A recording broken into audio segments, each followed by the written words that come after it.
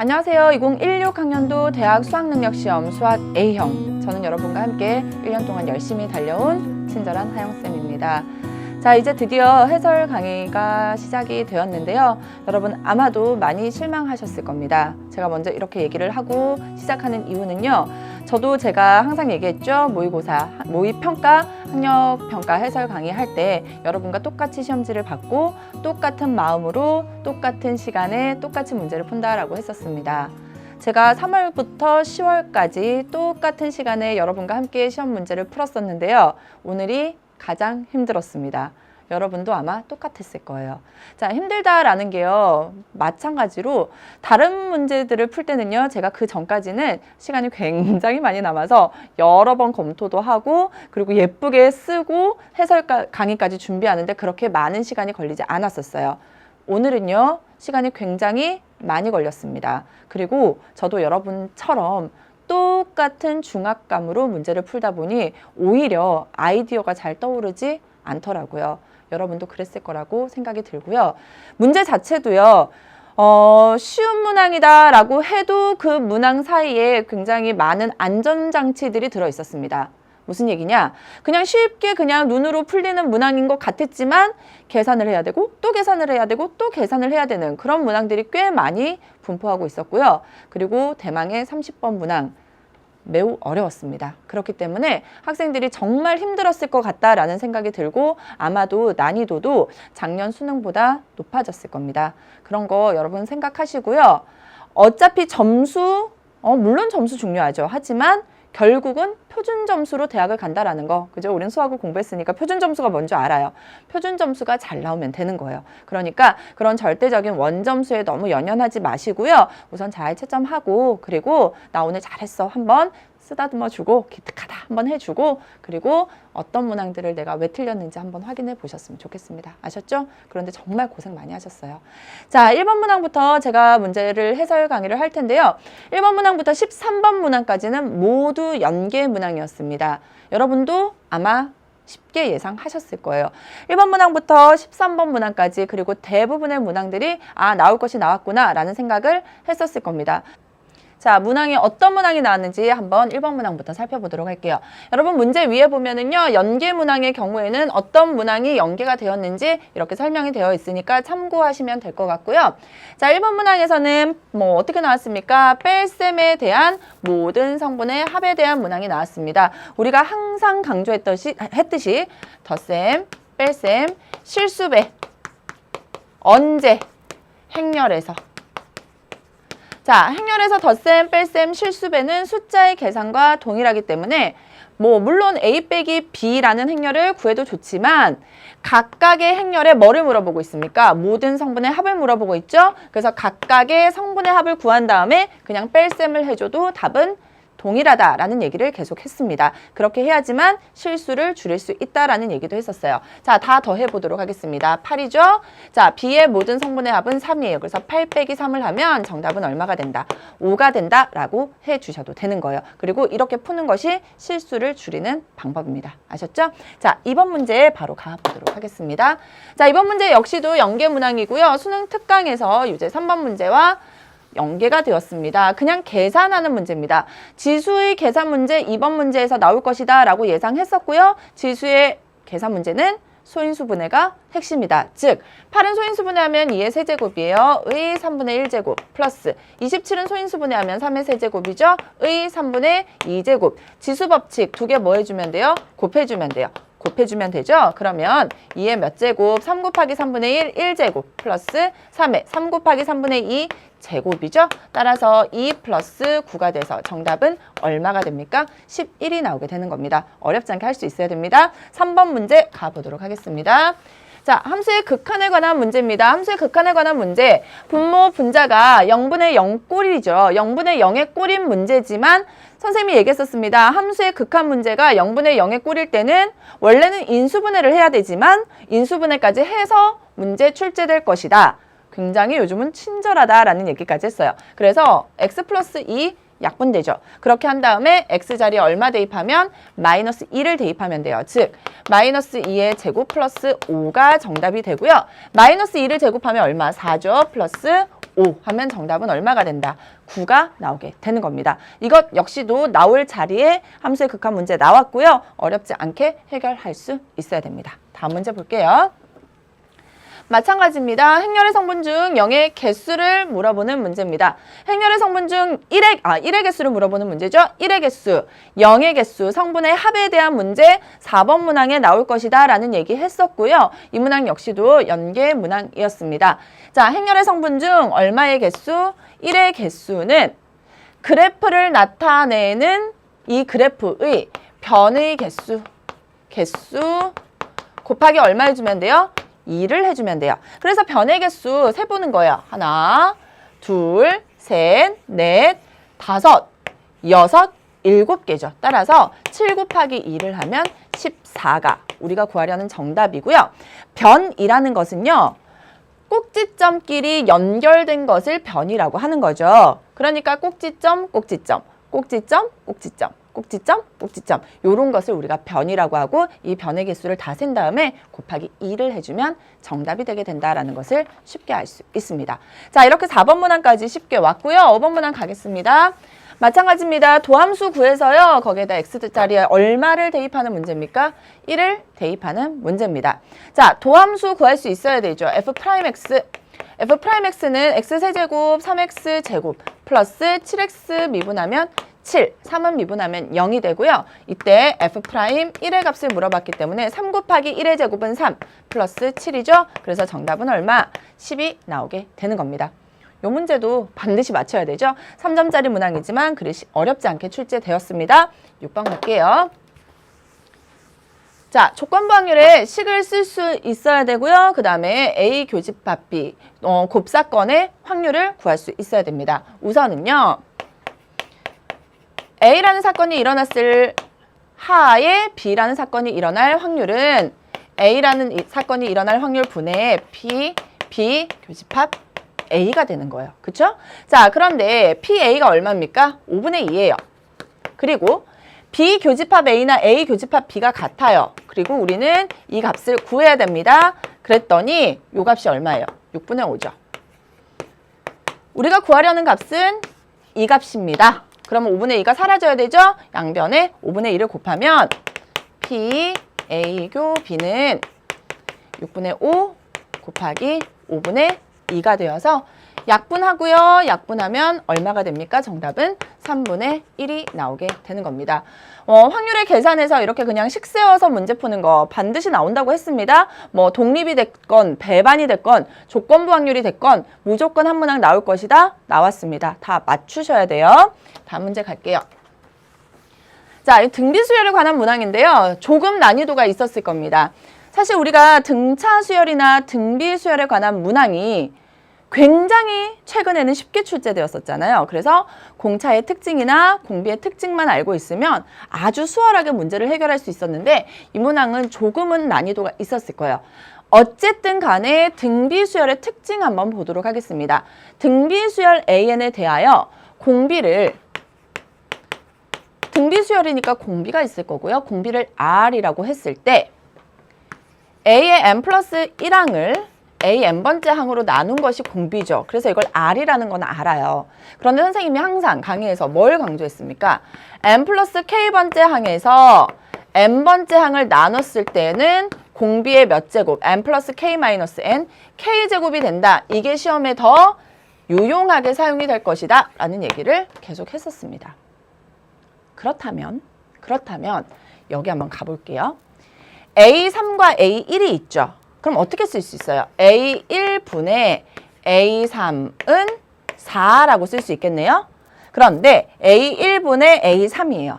A1분의 A3은 R의 제곱이죠. 따라서 공비의 제곱이 얼마다? 4라는 걸 하나 알아내는 거예요. 성격 급한 학생들은 막 이렇게 하고 싶죠. R은 플러스 마이너스 2. 그렇게도 돼요. 그런데 답이 2개가 되잖아요. 그럼 뭔가 복잡해지죠. 그러니까 우선 놔두세요. 다음 거 볼게요. A7은 A6의 제곱입니다. 그러면 A7이라는 건 A6 곱하기 A6이에요. 그쵸? 그러면 또 똑같은 방법으로 A7분의 A6은 A6, A6으로 하나 나눠준 거예요. 그러면 A6분의 A7 얼마? 하나 차이 나죠? 그러니까 이 값은 뭐가 될까? R이 될 거예요. 결국 A6은 얼마다? R이다. R. 여기까지 됐죠? 자, 그런데 A6이라는 건 또 우리는 뭐가 구하고 싶어요? A1이 구하고 싶어요. 그러면 A1으로 표현하면 R에 몇 제곱 해주면 돼요? 5제곱 해주면 되죠. 누가 구하고 싶다고요? A1을 구하고 싶어요. 그런데 A6은 A1 곱하기 R의 5제곱이면서 A6은 다시 R이에요. 자, 이제 다 나왔네요. R은 A1 곱하기 R의 5제곱. 내 목표는 A1. 따라서 R의 5제곱분의 R. 이렇게 되죠. 그러면 약분하면 여기 몇? R의 4제곱. 그런데 나는 무엇을 알고 있다? R의 제곱의 값을 알고 있다. R의 제곱을 어떻게 하면? 제곱하면 R의 4제곱이니까 이렇게 쓸 수 있네요.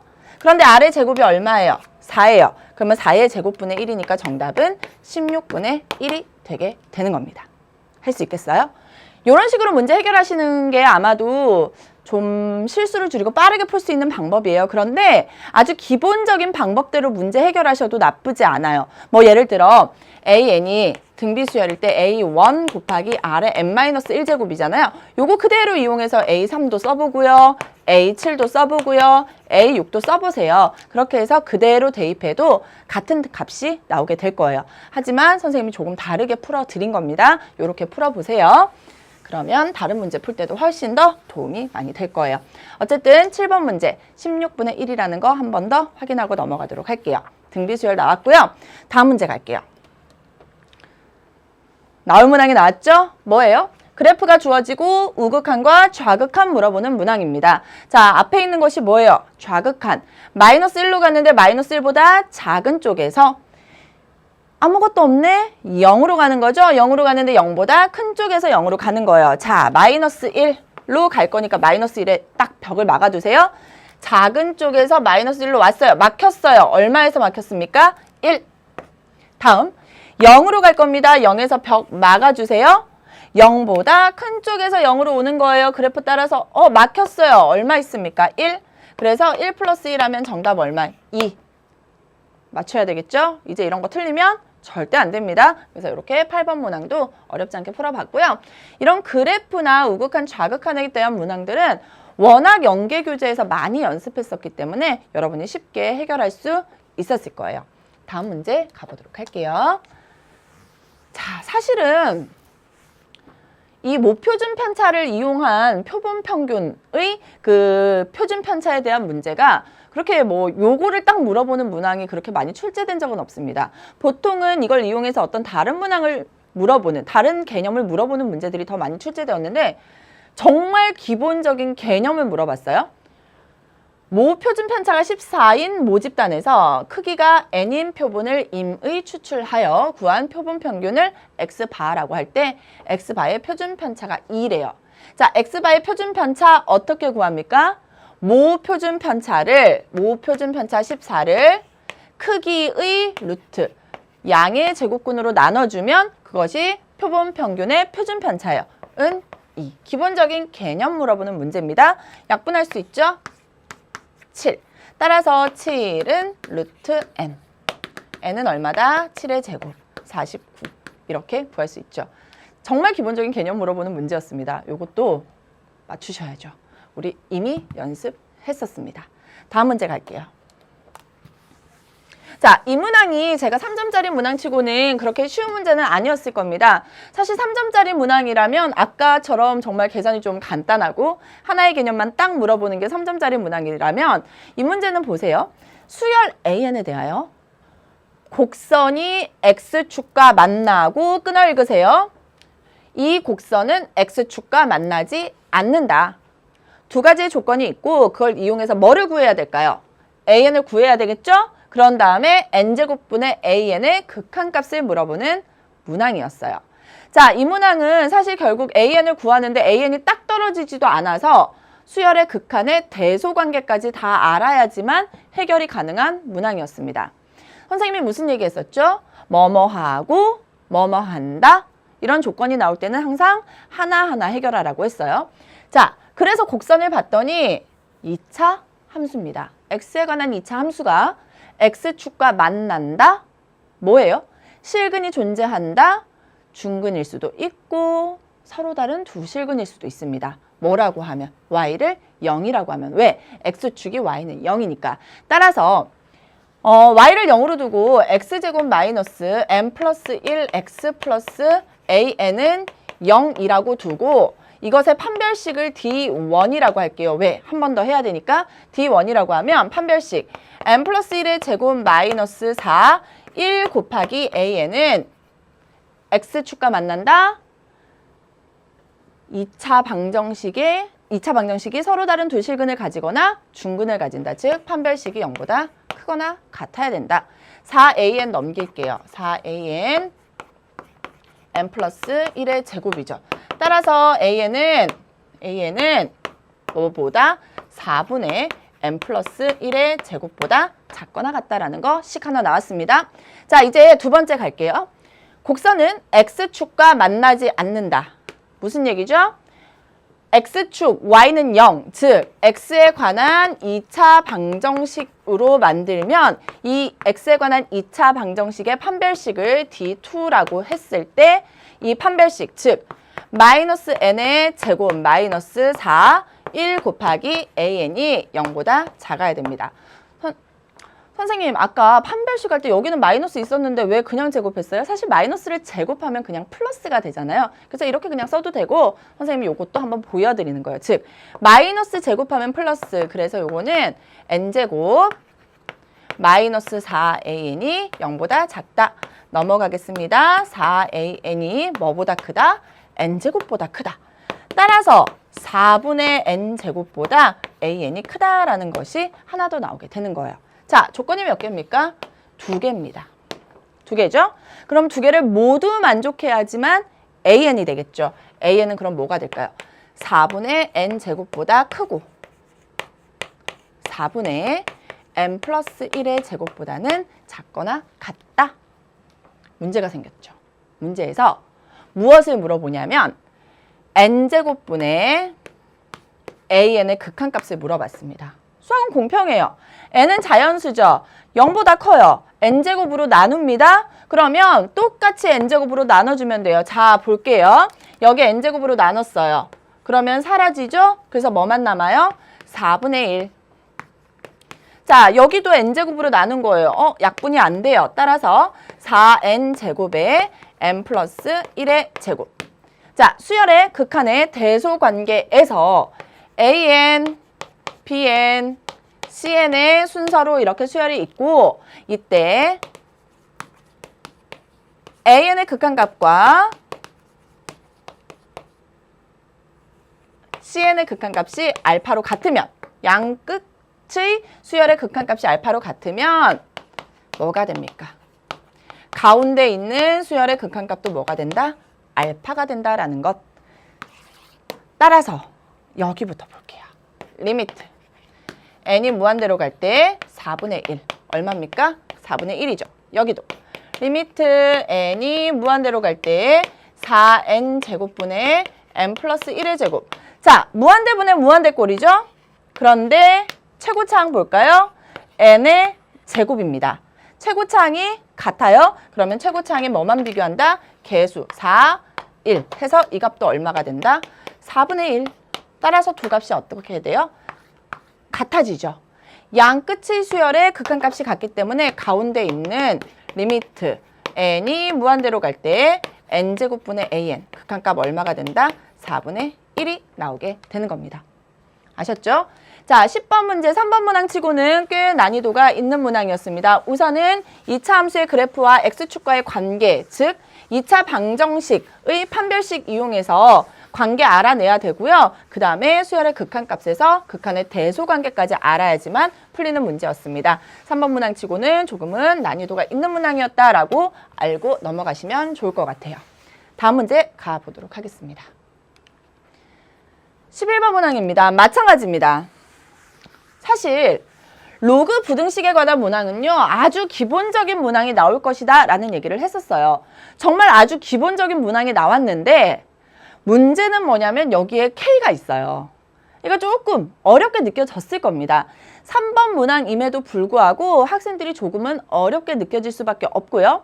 선생님이 3점짜리 문항임에도 불구하고 자, 그런데 로그 부등식, 로그 방정식에서는 정말 묻지도 따지지도 말고 꼭 기억해야 될 것이 하나 있다. 뭡니까? 바로 진수 조건이죠. 그래서 그 진수 조건까지 제대로 알고 문제를 해결해야 되는 그런 문항이었어요. 자, 진수 조건부터 먼저 계산하고 넘어가도록 할게요. 첫 번째, 진수 어디 있어요? 여기. 진수 또 어디 있어요? 여기 있죠. 진수 2개 있어요. x-1. 뭐보다 커야 돼요? 0보다 커야 되죠. x 얼마보다 크다? 1보다 크다. 두 번째, 2분의 1x 플러스 k도 0보다 커야 됩니다. 그러면 2분의 1x가 마이너스 k보다 크겠죠? 2 곱하면 x는 마이너스 2k보다도 커야 돼요. 진수 조건 끝. 이제는 로그 부등식 구해야 되는데 밑을 봤더니 1보다 커요. 5잖아요. 그러면 진수 부등호 방향 그대로 따라서 x-1 부등호 방향 2분의 1x 플러스 k. x끼리 모으겠습니다. x-2분의 1x, 2분의 1, x. 1 넘어가죠? k 플러스 1. 따라서 x는 양변에 2 곱하면 2k 플러스 2가 나오게 돼요. 자, 우리가 지금 조건 가지고 답을 3개 찾아냈습니다. 이 3개의 조건을 모두 만족하는, 모두 동시에 만족하는 답이 그 x가 정수가 되게 하는 개수가 3개래요. 그러니까 어떻게 해야 될까요? 이 3개를 이용해서 뭐를 그리고 수직선 위에다 이 3개를 만족하는 부분을 그리고 이 3개의 공통 부분 안에 정수가 3개 들어있도록 문제를 해결하시면 돼요. 자, 그러면 이렇게 수직선 그을 수 있죠. 자, 우선 볼게요. x가 1보다 크대요. 1보다 크다. 자, x가 마이너스 2k보다 크대요. 그런데 k를 몰라. 문제를 다시 봐야 됩니다. 그래서 이렇게 쭉 봤더니 무슨 말이 있어요? k는 자연수 k래요. 자연수 k. k는 1보다 크거나 같죠? 거기다 몇 배 했습니까? 마이너스 2배 했습니다. 1보다 크거나 같은 것에다 마이너스 2를 곱했어요. 마이너스 2보다 작거나 같겠죠. 따라서 마이너스 2k는 마이너스 2보다 작거나 같으니까 1보다는 작아요. 그래서 마이너스 2k보다 크다. 하나 더 그릴 수 있고요. 그 다음 x는 2k 플러스 2보다 작거나 같대요. 그런데 k가 아까 뭐라고요? 자연수 1보다 크거나 같죠? 거기다 2배 2 더하기 2니까 4죠. 그죠? 4보다 작거나 같은 곳에서 2k 플러스 2는 4보다 크거나 같겠죠? 그래서 2k 플러스 2 여기 2k 플러스 2는 1보다는 커요. 그래서 이거보다 작거나 같은 부분 모두 만나려면 이 부분이 되고 이 안에 정수가 3개가 있으면 돼요. 자, 1은 들어가지 않아요. 그럼 정수 2, 3, 2개죠. 하나 더 생겨야 돼. 그러면 이 값이 뭐가 되면 될까요? 4가 되면 되겠죠. 왜? k가 자연수니까 자연수 곱하기 2 하면 자연수 더하기 2 하면 자연수. 맞죠? 그래서 이게 4가 되면 돼요. 따라서 2k는 얼마가 되고 2가 되고 따라서 k는 얼마가 된다? 1이 나오게 된다라는 것을 우리가 알아낼 수 있게 되는 겁니다. 아셨죠? 자, 로그 부등식의 기본적인 개념을 물어보는 문항이었지만 3점짜리 치고는 녹록한 문제는 아니었습니다. 그래서 이렇게 단계별로 진수 잘 구하고요. 그리고 그 공통 범위 내에서 만족시키는 모든 정수 x의 개수까지 여러분이 제대로 잘 찾아줘야지만 맞출 수 있는 문제였습니다. 자, 이 문제 역시도 우리가 연계 교재로 연습을 했었기 때문에 충분히 사실은 접근할 수 있어야 돼요. 그런데 물론 그냥 막 풀던 문제보다는 조금 어려웠기 때문에 여러분이 약간 당황했을 거라는 생각은 듭니다. 다음 문제 갈게요. 자, 12번 문항입니다. 나올 줄 알았습니다. 표 나왔고요. 그 다음에 뭐예요? 정규 분포에 대한 표준화하는 문제였습니다. 하나하나 보도록 할게요. 어느 쌀 모으기 행사에 참여한 각 학생이 기부한 쌀의 무게는 누구는 무게는 쌀의 무게를 x라고 둬야 되겠네요. 평균이 1.5, 표준 편차가 0.2인 정규 분포를 따른다 라고 하는 순간 우리는 x는 정규 분포를 따르는데 평균이 얼마? 1.5, 표준 편차가 0.2, 0.2의 제곱을 따른다. 자, 여기서 사실은 이게 다시 표본 평균에 대한 문제로 바뀔 수도 있었는데 굉장히 쉽게 갑니다. 이 행사에 참여한 학생 중 그냥 아무나 한 명을 선택했습니다. 이 학생이 기부한 쌀의 무게 X죠. 무게가 1.3kg 이상이고 1.8kg 이하일 확률입니다. 확률을 어떻게 씁니까? P 1.3 이상 크거나 같다. X 뭐보다 작거나 같다. 1.8 이렇게 구하는 문제예요. 자, X가 정규 분포를 따르기 때문에 이거는 표준화해 줄 수 있어야 됩니다. 표준화 어떻게 합니까?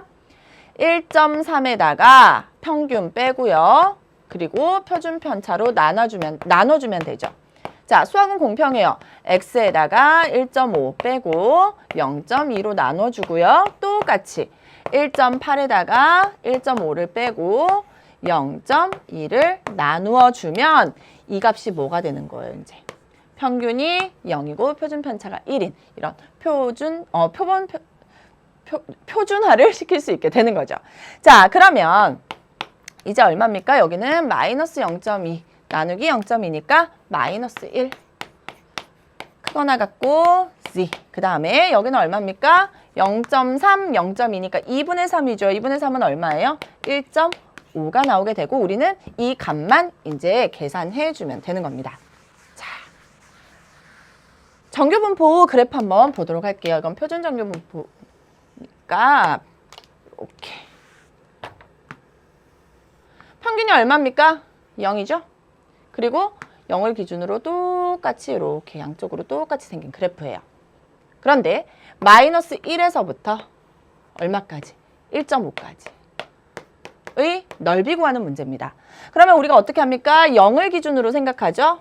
그래서 0에서부터 1.5까지는 바로 표에 나와 있습니다. 얼마라고? 0.4332.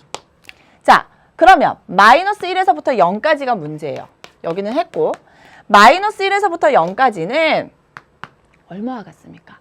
0을 기준으로 똑같이 생겼으니까 0에서부터 1까지의 이 넓이가 같잖아요. 그래서 이 넓이는 결국 0에서부터 1까지의 넓이인 즉 0.3413이 되게 되는 겁니다. 두 개를 뭐 해주면 돼요? 더해주면 되겠죠? 따라서 0.3413 더하기 0.4332, 0.7745가 정답이 되게 되는 거고요. 이런 식으로 여러분이 연습하는 것들은 이제는 정말 익숙해졌었어야 됩니다. 그래서 이 문제는 반드시 정말 맞춰주셨어야 되고요. 수능특강 미적분과 통계기본 문제였다라고 하기에도 부끄러운 문제죠. 수능특강에도 여러 개의 문제로 우리는 연습을 했었고 수능 완성에서도 계속 연습했었고 뭐 연결규제 최종점검에서도 연습했던 그런 패턴의 문제였습니다. 그래서 이렇게 12번 문항까지 우리가 쭉 한번 달려봤어요. 13번 문항으로 가보도록 하겠습니다. 13번과 14번은요. 무슨 문항입니까? 세트형 문항입니다. 자, 세트형 문항이기 때문에 여러분이 제가 항상 강조하지만 13번 못 푼다고 해서 14번 못 푸는 건 아니에요. 그냥 이 상황 자체가 같은 문항이라는 거죠. 하나하나 볼게요. 자연수 n에 대하여 좌표가 0,2n 플러스 1인 점을 P라 하고 0,2n 플러스 1이래요. 함수 fx는 nx제곱, 2차 함수의 그래프네요. n이 자연수니까 양수죠. 그래서 원점을 지나고 이렇게 아래로 볼록한 곡선입니다. fx는 nx제곱 그래프 위의 점 중 누가 y좌표가 1이고 1사분면에 있는 점 q의 y좌표는 얼마로 정해져 있다? 1로 정해져 있다. 이렇게 한 다음 물음에 답하시오라고 했는데요. 사실 Q의 X좌표도 구하고 넘어갈 수 있어요. 왜? Q가 어디 위에 있고 fx 위에 있고 y좌표가 1이래요. 즉 y값이 1이래요. 1은 nx제곱. 그러면 x제곱은 뭐가 됩니까? n분의 1이 되죠. 따라서 x는 뭐가 되죠? 플러스 마이너스 루트 n분의 1이에요. 그런데 몇 사분면에 있다? 1사분면에 있다. 양수라는 뜻이네요. 그러면 루트 n분의 1, 뭐 n분의 루트 n으로 고쳐주셔도 되고요. 그래서 여기까지 Q의 좌표까지 구할 수 있어요. 근데 13번 문제는 사실 이렇게 구할 필요도 없이 굉장히 쉬운 문제였죠. 뭐예요? n이 1일 때, n이 1이래요. 그럼 넣어볼까요? 0,3이에요. 그쵸? 0,3. 1, 1이죠. 1, 1. n이 1이래요. 그러면 1x제곱, x제곱일 때 선분 PQ와 곡선 y는 fx 및 y축으로, y축으로 둘러싸인 부분의 넓이를 구하는 문제입니다. 어려웠어요? 어려울 수 있습니다. 왜냐하면 우리는 적분에서 이제 넓이를 계산할 때는 어떤 부분만 배웠냐면 대부분의 학생들이 어떤 경우만 배웠냐면 이렇게 있으면 이 모양을 배웠거든요. 그쵸? 그래서 0에서부터 여기가 만약에 1이야. 그러면 0에서부터 1까지 fx를 적분하면 돼요. 넓이 구하라고 했을 때 x축 위에 있으니까 이건 알아요? 이거 알면 이거 구할 수 있어야지. 자, 선생님이 항상 얘기했습니다. 수능은요, 여러분 모르는 거 막 캔에서 물어보는 문제들 안 내요. 아는 데서 나온다고 했습니다. 그럼 아는 데서 출발하세요. 나는 주황색을 구하고 싶은데 내가 아는 건 곡선과 x축과 어떤 그래프 사이의 관계였어. 그러면 그냥 그어봐요. 내가 아는 대로. 나는 이렇게 하면 이 녹색은 구할 수 있어. 녹색은 구할 수 있어. 그리고 주황색과 녹색을 봤더니 두 개를 합하면 뭐가 됩니까? 이렇게 사다리꼴이 되잖아요. 그러니까 내가 구하려는 것은 사다리꼴의 넓이 알아요, 몰라요? 알아야 돼요. 사다리꼴의 넓이에다가 적분한 값을 빼주면 내가 구하려는 넓이가 나오겠구나 라고 접근을 해야죠. 아셨죠? 도형에 대한 문제는요, 항상 아는 데서 나옵니다. 절대 여러분이 모르는 막 기억이 안 나는 그런 데서 나오지 않는다고요. 아셨죠? 자, 그러면 사다리꼴의 넓이부터 한번 시작해 보도록 할게요. 자, P가 0,3이에요. 여기가 그러면 길이가 3이 될 거고요. 여기는 얼마예요? 1이죠. 그러니까 여기는 얼마가 될까요? 높이는 1이 될 거예요.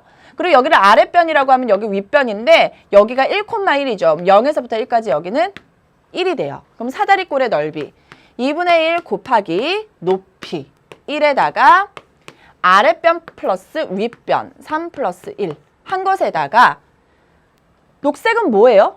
0에서부터 얼마까지? 1까지 fx는 x제곱을 정적분해주면 돼요. 왜? x축 위에 있으니까. 즉 0에서부터 1까지 x제곱 dx. 자, 여기 값이 얼마입니까? 4죠? 약분하면 2가 돼요. 2. 자, 요 값만 한번 살짝 볼게요. x제곱 적분하면 3분의 1 x 세제곱이고 0에서부터 1까지죠. 1 대입하면 3분의 1, 0 대입하면 0이니까 마이너스 3분의 1. 하면 3분의 6 마이너스 3분의 1, 3분의 5가 나오게 되는 겁니다. 자, 여러분이 요런 것들 충분히 맞출 수 있어야 돼요. 아셨죠? 그래서 요렇게 여러분 접근하시면 되고요.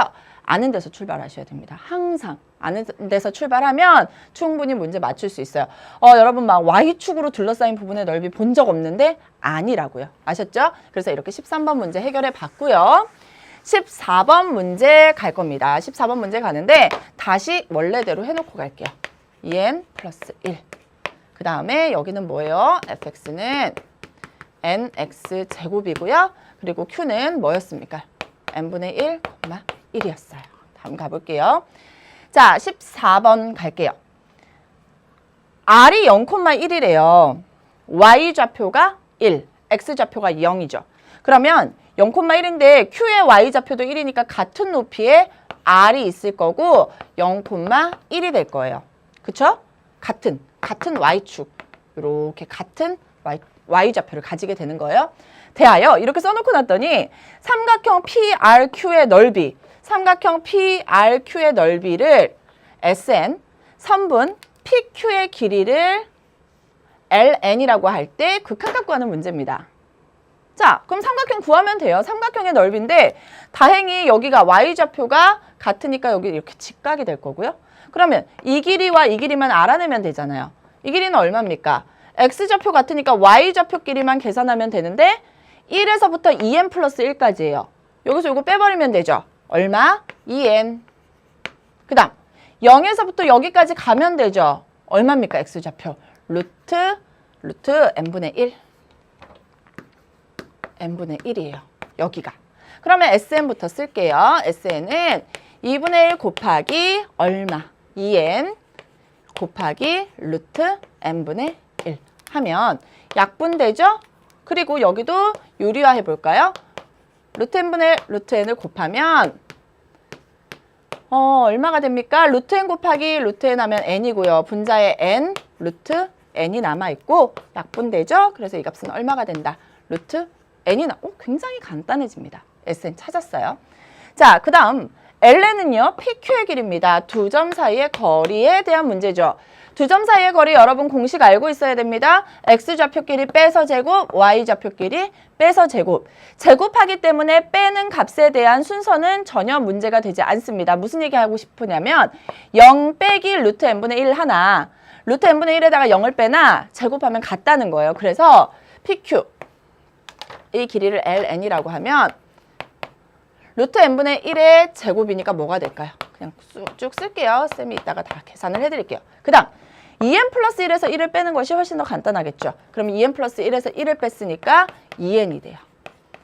이렇게 나오게 되는 겁니다. 그러면 루트 제곱이니까 이건 얼마가 됩니까? n분의 1이죠. n이 자연수니까 0보다 커요. 그 다음에 2의 제곱하면 4n 제곱이 나오게 되는 거고요. 자, 이제 문제로 가보도록 하겠습니다. 리미트 n이 무한대로 갈 때 ln분의 sn의 제곱을 물어보는 문제인데요. 자, 한번 볼게요. ln은 여기 있어요. 루트에 n분의 1 플러스 4n 제곱이고요. sn이 루트 n이에요. 이거 제곱했죠? n은 자연수입니다. 양수예요. 제곱하면 n이 나오게 되는 거예요. 자, 우선 여러분 하나만 보세요. n이 무한대로 가요. 무한대분의 1은 얼마입니까? 극한값이 0이에요. 여기까지는 알고 있죠? 자, 그리고 남은 걸 보면 4n 제곱과 n입니다. 4n 제곱인데 밖에 뭐가 있어요? 근호가 있죠. 양의 제곱근이에요. 따라서 n 제곱의 루트니까 n이고 4는 루트 4니까 2죠. 그래서 2n의 1제곱이 되는 거예요. n의 1제곱. 무한대분의 무한대꼴인데 같아요. 차수가 같죠? 그래서 개수. 얼마? 2분의 1이 정답이 되게 되는 겁니다. 그래서 무한대분의 무한대꼴에서 최고차항의 개수의 비를 물어보는 문항 이렇게 나왔고요. 활용 문제로 나올 것이다 라고 굉장히 많이 예측이 가능했었던 문항이기 때문에 여러분 맞출 수 있어야 되고요. 사실 삼각형의 넓이나 두 점 사이의 거리는 반드시 알고 있어야 되고 이거는 연계 문항이다 아니다를 떠나서 4점짜리 문항이지만 그래도 맞춰야 되는 문항입니다. 아셨죠? 삼각형의 넓이, 두 점 사이의 거리, 무한대분의 무한대꼴. 이 정도는 여러분이 반드시 맞추고 넘어가셔야 돼요. 조금 계산이 어려울 수 있지만 그래도 이 정도 난이도는 충분히 가능할 것이다 라고 예상을 했었기 때문에 맞춰주셔야 돼요. 자, 이제 15번 문항 가보도록 하겠습니다. 자, 이 문제는 사실 여러분 보고 어때요? 올해 굉장히 궁금했었죠.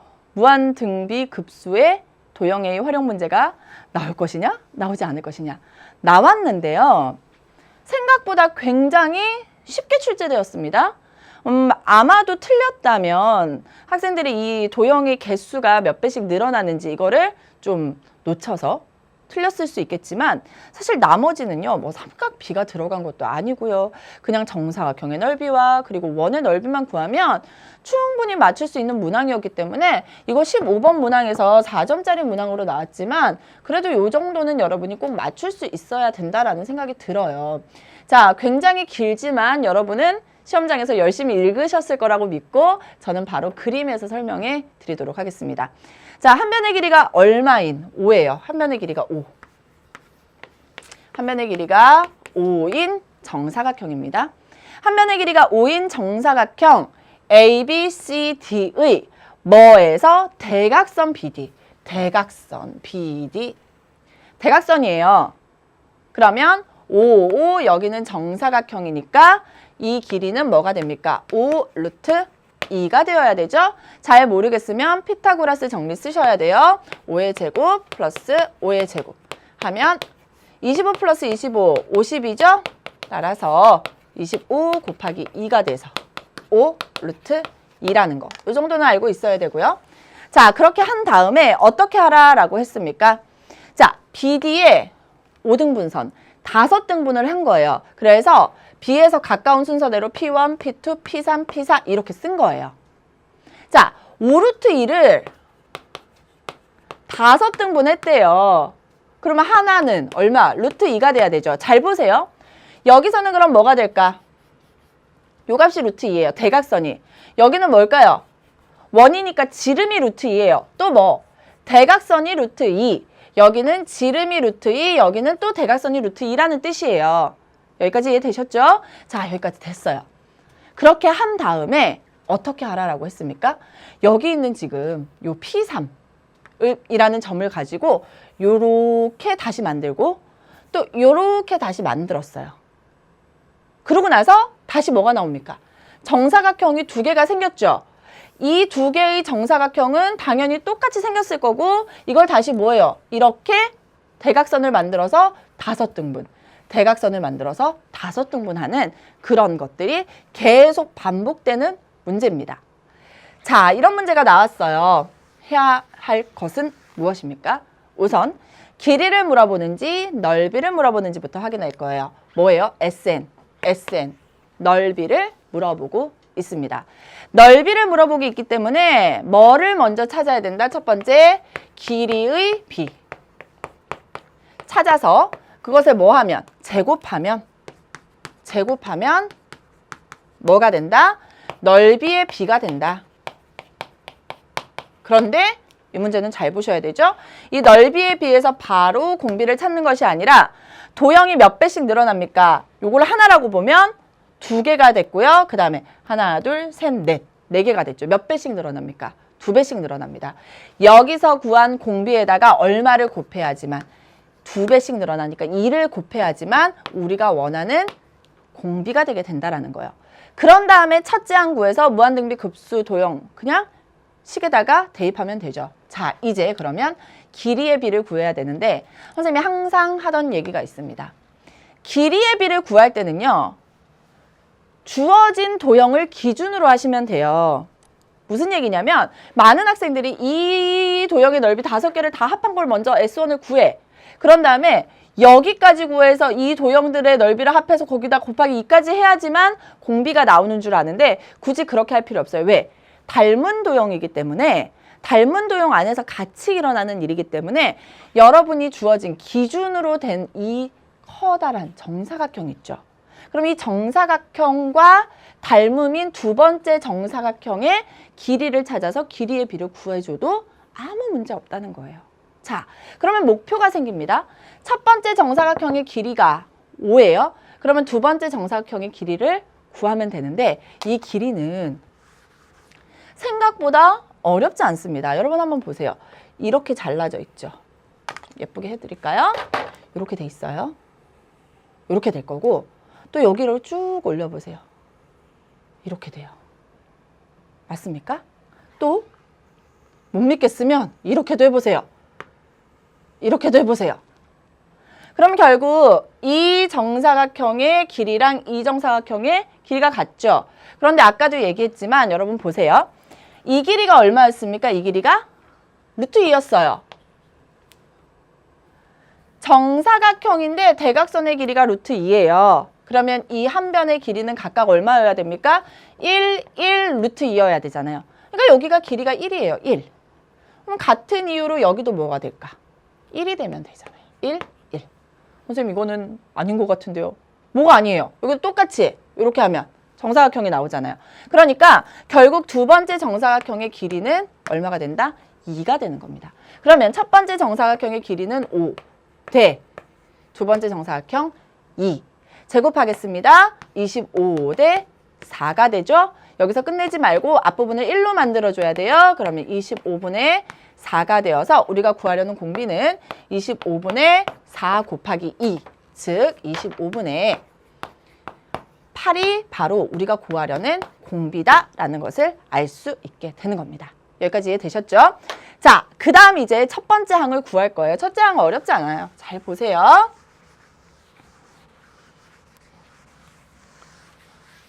자, 첫째 항을 구할 건데요. 첫째 항을 보면은 아까도 얘기했지만 각각의 길이가 루트 2였습니다. 그런데 똑같은 정사각형이 3개가 있고요. 원이 2개가 있어요. 그러면 정사각형부터 구해주면 되겠죠. 자, 정사각형의 한 변의 길이가 아까 얼마라 그랬어요? 1이라 그랬어요. 그러면 1이니까 정사각형 하나의 넓이는 얼마? 1. 그러면 S1은 똑같은 정사각형이 3개니까 3 곱하기 1 플러스 이제 원을 구해야 되는데요. 원의 넓이를 구하려면 뭐를 알아야 됩니까? 반지름. 그런데 요만큼이 얼마예요? 지름인데 루트 2잖아요.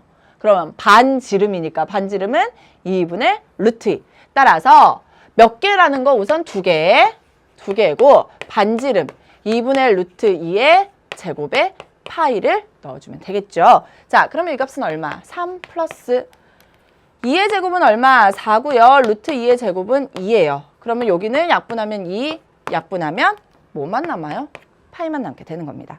그래서 공비가 25분의 8이고 첫째 항이 3 플러스 파이인 무한 등비 급수. 따라서 1 마이너스 25분의 8에 3 플러스 파이인데요. 요 값을 계산해야 되겠죠? 25분의 얼마? 17. 따라서 17분의 25에 답이 어떻게 나와 있습니까? 그렇죠? 3 플러스 파이. 이렇게 옆으로 곱해져 있죠? 그래서 이렇게 답 찾아주시면 돼요. 17분의 25 괄호 열고 3 플러스 파이 이렇게 답 찾아주시면 되는 겁니다. 아셨죠? 자, 무한등비 급수 도형의 활용 문항도 이번에 다시 등장했습니다. 나올까, 나오지 않을까, 어떤 문제가 나올까 했는데요. 사실은 몇 배씩 늘어나는 거, 요거는 최근에는 그래도 많이 등장하지 않았었는데 요건 나왔고요. 그리고 딱히 그렇게 어려운 도형의 넓이를 물어보지는 않았었기 때문에 여러분이 충분히 해결하실 수 있었을 겁니다. 16번 문제 가보도록 할게요. 자, 16번 문제는 실생활 활용 문제였는데 어려웠어요.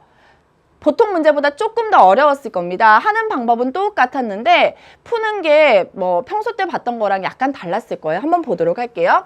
자, 어쨌든 주어진 식이 있고요. 주어진 식을 잘 보라고 했어요. 주어진 식이 있고 금융상품에 초기자산 W0를 투자하고 초기자산이 원래 대문자 W0인데 이 대문자 W0가 소문자 W0를 투자했으니까 이렇게 쓸 수 있겠네요. 그리고 15년이 지난 T년이 지난 그래서 T가 15 시점에서의 기대자산 W인데 이 기대자산이 초기 자산의 3배이다. 초기 자산이 W0인데 이것의 3배가 W래요. 따라서 W는 3W0. 그대로 대입할 겁니다. 즉 3W0는 2분의 W0에 10에 A 곱하기 15니까 15A. 그 다음 1 플러스 10에 A 곱하기 15니까 15A. 이렇게 나오게 돼요. 그러면 약분되죠. 2 곱하기 3 하면 얼마 됩니까? 6은 10에 15A 제곱, 10에 15A 제곱 두 번 나와요. 이거 뭐라고 둘까요? T라고 한번 둬볼까요? 그러면 T에 1 플러스 T가 되고 10에 15A 제곱을 T라고 했는데 이 값은 0보다 크겠죠. 왜? 지수꼴이니까. 전개하겠습니다. T제곱 플러스 T 마이너스 6은 0이고요. 따라서 T 플러스 3. T 마이너스 2는 0이 되어서 T는 마이너스 3 안 되죠. T는 얼마다? 2. 즉 10에 15A 제곱이 얼마? 2라는 것을 알아냈어요. 자, 하나 알아냈고 이제 두 번째 조건으로 가보도록 할게요. 이 금융상품에 초기자산 W0를 또 투자한대요. 대문자 W0가 소문자 W0가 됐고요. 30년이 지난 즉 T가 30 시점에서의 기대자산 대문자 W가 초기자산 W0의 몇 배? K배. 이렇게 되죠. 그러면 그대로 또 식에다가 대입하겠습니다. KW0는 2분의 W0에 10에 A 곱하기 30, 30A에 1 플러스 10에 A 곱하기 30, 30A 이렇게 나오게 되는 거예요. 그런데 W0는 사라지고요. 우리가 구하려는 건 K예요. K. 여기만 잘 계산하면 되죠. 뭐가 문제입니까? 요 값이 문제예요. 10에 30A 제곱. 내가 아는 건 10에 15A 제곱이에요. 이걸 어떻게 하면? 제곱하면, 2개 곱하면 10의 30a제곱이 되죠. 근데 이 값이 얼마? 2의 제곱이니까 4가 나오게 되고요. 여기에 4, 여기에 4를 대입하면 k의 값은 2분의 1 곱하기 4 곱하기 1 더하기 4, 5가 돼서 약분되죠. 그래서 정답은 얼마가 된다? 10이 나오게 되는 겁니다. 여러분, 이 문제는요. 선생님 조금만 설명을 좀 하고 넘어갈게요. 실생활 활용 문제, 상용로그의 실생활 활용 문제 또는 지수로그의 실생활 활용 문제가 현재까지는 뭐 식을 2개를 세운 다음에 덧셈이나 뺄셈을 하면 쉽게 해결됐었어요. 뭐 곱셈이나 나눗셈, 덧셈, 뺄셈을 하면 쉽게 해결되는 문항들이 나왔는데 이 문제는 결국 문제를 해결해 보니 무슨 문제로 바뀌었습니까? 지수 방정식 문제였고 지수 방정식 중에서도 치환하는 문제였어요. 그렇게 출제될 수도 있다라는 것을 여실히 보여주는 그런 문항이었습니다. 그래서 지수나 로그 함수의 실생활 활용 문제에서 조건이 나오는데 선생님 분명히 조건은 몇 가지 나올 것이다. 2가지 나올 것이라고 얘기를 했어요. 그래서 조건이 나올 때는 어떻게 하자? 끊어서 읽자. 초기 자산 W0를 투자하고 15년이 지난 시점에 기대 자산은 초기 자산의 3배이다. 끊으세요. 또 같은 방법으로 초기 자산을 투자하고 30년이 지난 시점에서의 기대 자산이 초기 자산의 K배 1대 끊으세요. 식 2개가 나오죠. 그러면 여러분 부담스러우면 2개를 먼저 써놓고 문제를 해결하셔도 돼요.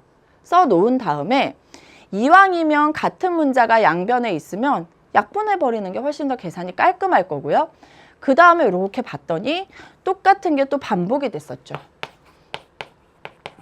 요런 것들. 이게 반복이 됐어. 그럼 이걸 뭘로 두고?